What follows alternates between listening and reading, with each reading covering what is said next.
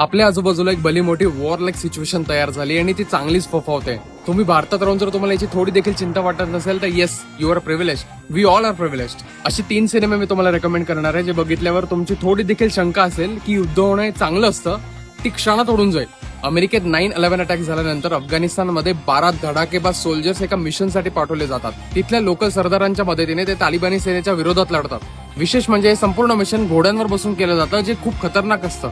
चित्रपटाचं नाव आहे 12 स्ट्रॉंग आणि हा सिनेमा तुम्ही अमेझॉन प्राईमवर बघू शकता. वर्ल्ड वॉर II दरम्यान ब्रिटिश, बेल्जियम आणि फ्रान्समधील लाखो सैनिक डंकर्क या शहरातनं स्वतःला वाचवत तिथून सुटका करण्याचा प्रयत्न करतात जिथे जर्मन सोबत त्यांची लढाई होत असते.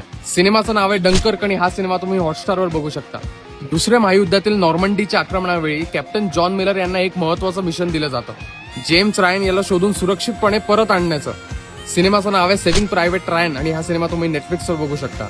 हे तिन्ही सिनेमे तुम्हाला बघितल्यावर लक्षात येईल की स्वातंत्र्य हे फुकटात मिळालेलं नसतं, त्यामागे लाखो सैनिकांचं बलिदान असतं. अशाच मूवीज, रिव्ह्यूज आणि रेकमेंडेशनसाठी फॉलो करा रिव्ह्यूज कट्टाला. धन्यवाद.